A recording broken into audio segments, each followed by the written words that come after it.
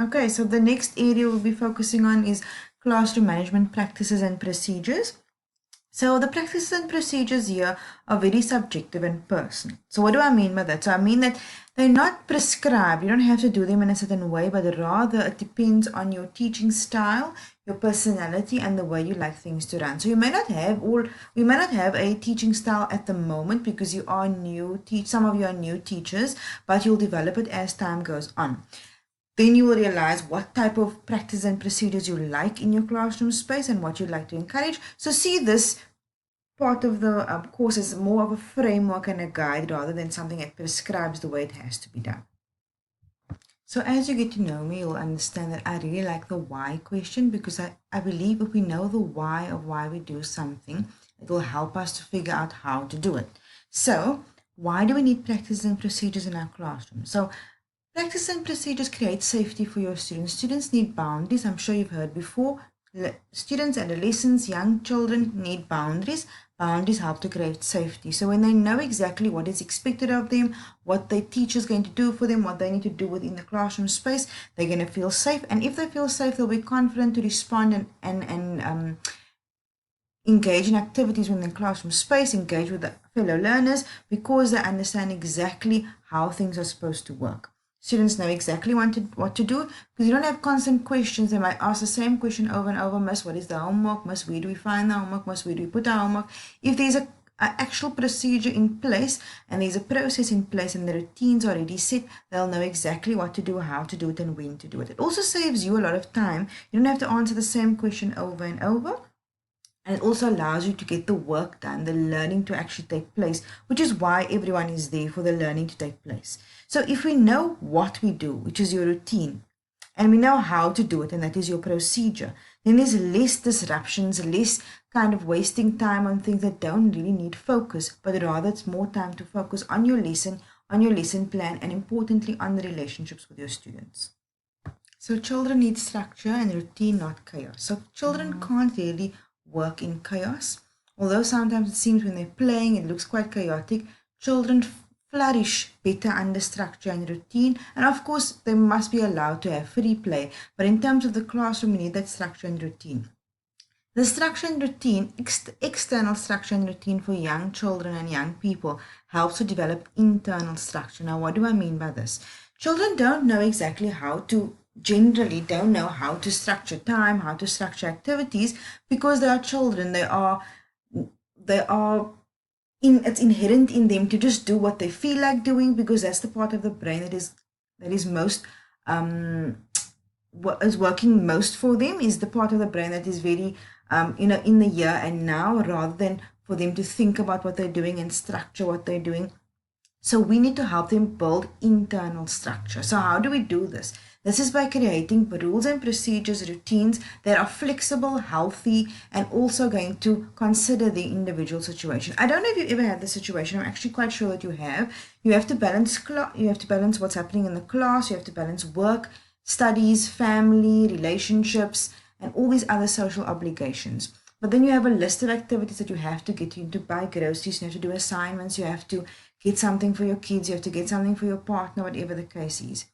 Sometimes it just feels really overwhelming, but if you sit down and make a to-do list and actually tick off as you go along, the structure helps you to focus because you have to look at one thing at a time. So this is a little bit how we look at creating internal structure for children. It's putting everything that's all wrapping in their brain, watching PJ Masks and watching whatever other cartoon they're watching at the moment, that along with all the activities you expect them to remember, if we create a structure for them, they are able to focus and able to put those other things out of their mind and work on what needs to be done at this moment. And this is why we have structures and routines. So who creates practices and procedures? Historically, it was the teacher. The teacher decided on them and then they would just had to be followed. And then obviously schools fed into it as well because they would have, for example, like the pass system for the bathrooms. But nowadays, and I think what is quite nice nowadays and also quite important because we want to be more learner-centered, you can have your students come up with the ideas as well, and then you can then turn that into your practice and procedure so they feel involved. And when they feel involved in the structuring of these practices and procedures, obviously at the beginning of the year, they are more inclined, or they will be more inclined to follow what was co-defined or co-designed. It's also important maybe to get the voice of the parents in as well. They can help to set up these practices and procedures. But if you decide not to get the parents involved, at least let them know what the expectations are.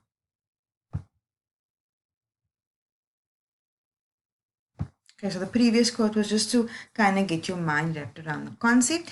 Okay, so you look at classroom rules and guidelines.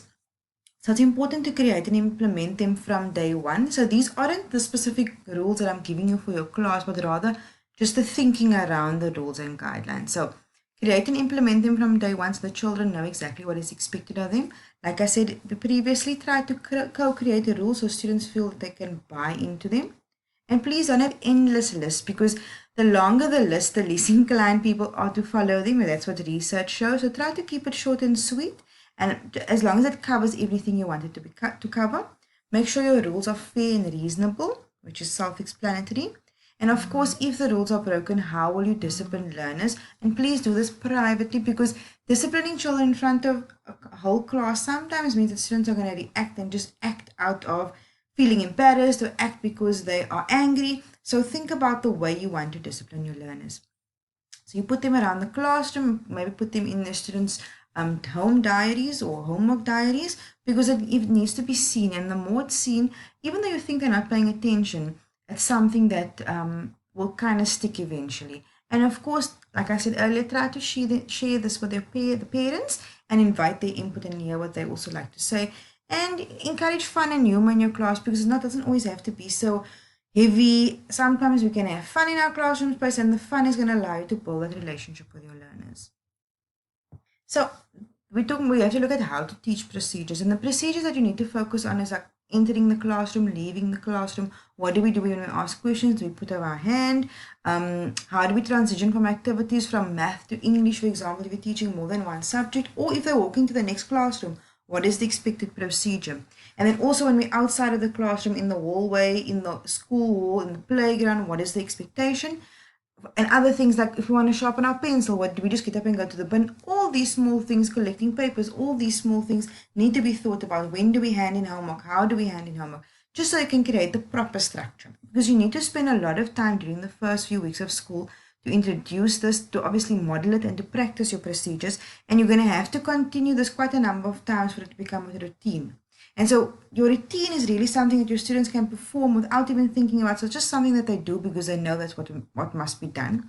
But if you do see that your students are not doing it, then try to reteach it again, offer them feedback, try to rehearse it with them, ask another student in the class to show them and remind them about it. And then just keep reminding. Don't try to really get onto a student all the time. Say, okay, class, how about I remind you what our practice and procedure is? And that's like a nicer way to get your student to remember it, rather than pinpointing and say, you know what, you're not listening. Try to kind of not single out kids too much. So this isn't something official, but this is something that I put together from various readings that I've done about how to introduce a procedure. So I would say the first step is obviously introducing and explaining the procedure. What is the procedure? Why do we need the procedure? When will it be used? And so on and so forth. Then you model it. So show them exactly what it looks like, what it sounds like, what the expectation is. Then you have to practice. So continuously practicing it and show them the expectation. And then, of course, as I said earlier, reinforce all the time, because sometimes learners are not going to pay attention the first 5 times. Sometimes it's going to take 7 or 14, 15 times, and the research shows that young children do need things to be shown to them a couple of times for it to become habit. A lot more than 17 times actually, but in the classroom, hopefully because there are so many learners, they're going to learn a little bit faster. So just a couple of reminders that we've mentioned in this video and in previous videos as well, just around consistency and relationships. So please remember that they are quite important as well. And then ideas around which procedures you should establish. These are just the basics, but you as a teacher will decide on the own procedures that you would like to see within your classrooms. Things like, besides emergency procedures, how do we hand in homework? When do we hand in homework? And those types of things, because some schools have homework journals. Then in terms of behavior challenges, there are many reasons for disruptive behavior. These are not all. So Shaw from 2003, or in his work from 2003, talks about attention seeking is when students perhaps if they feel ignored or they feel like they've been put on the spot sometimes, they feel like they're not important in the classroom. So those are the type of things you have to think about when your students are misbehaving. Don't just think that they're just being naughty, or sometimes there are reasons. Sometimes kids are hungry, sometimes they're tired and they misbehave. We really need to see our kids as young human beings that do have needs, and they're not just acting because they're trying to make our life difficult. Sometimes that their behavior is trying to tell us something, and it's up to you to decide what exactly they're trying to tell you. So these are just some that you could put around, some things you could put around in the classroom, ideas about what other teachers have used and do use in their classroom spaces. So feel free to copy something and do something similar in your classroom. I'm going to talk about an example of a classroom procedure now, or an arrival procedure. These are one of the procedures, and this is an arrival procedure. So I'm not going to actually go into too much detail because it will be part of your assessment, but I'm going to give you a quick example. So as you can see here, this is a teacher that is standing outside the classroom, and all the learners are ready to come into the classroom. So the procedure number 1 will talk about how you want your learners to be standing in the line. The next procedure is, do you, the teacher, greet every learner? Do you have a special hand greeting for them, a special high five? Moving into the classroom, do we put our bags at a specific space? Do we go sit down immediately, or do we sit on the carpet? Then do we have music while we're busy to getting seated and getting done? Some teachers like to play music to get everyone settled.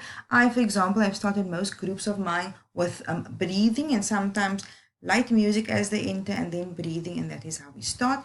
And then is the first thing that they look at for the day, the objectives. What are we learning today? What is the various things we have to consider? Or is it you talking to them and giving them like an introduction to the day? So that's just one example of one procedure in your classroom.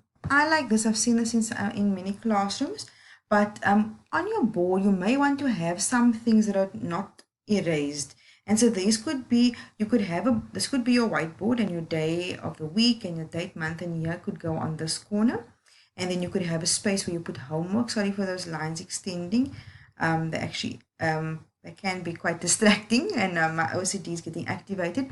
But okay, so homework for tomorrow could always be placed on this corner of the board. What I must remember, so for example, must I remember to give my mom a letter, must I remember to return a letter, and so on. Announcements, anything exciting happening, someone's birthday is coming up, or Easter is coming up, or those types of things, sports, etc.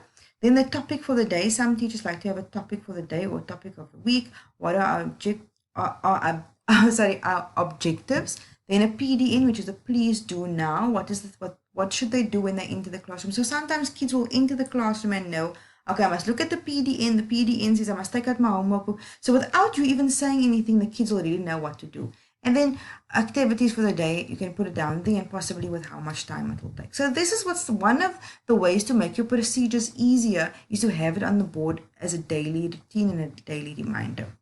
Okay, and lastly, I think it's important that we learn to share within our classroom spaces. If you are a more experienced teacher, or even if you're a younger teacher and you have a good idea, try to share it with your colleagues and have your colleagues share their ideas with you. It really helps to see other people's perspectives and ideas. So don't feel like, I don't want to seem that I'm inexperienced, or I don't want to share my information.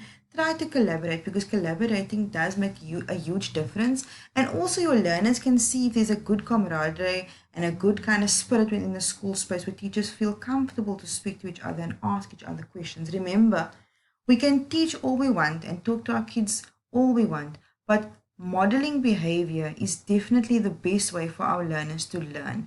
Even your children at home, the learners that you have in your classroom, and children in general, what they see you do is going to stick with them a lot more than what you tell them to do. Because what they see is generally what they know you do, what they think you expect. Okay, so these are just the references that I'm going to put up here from where I got my information from. You're welcome to go and look at them and find out exactly if there's any other information around practice and procedures that you'd like to look at. And this is a bit of a list that I have compiled for the references for this slide specifically. So good luck with this module, this unit in the module. If you have any questions, please feel free to message me. I've also uploaded 2 other documents for you to view on this. One is an example of classroom management procedures, and the other one is just kind of 17 tips around classroom procedures. So good luck, and I look forward to reading your assessments and assignment.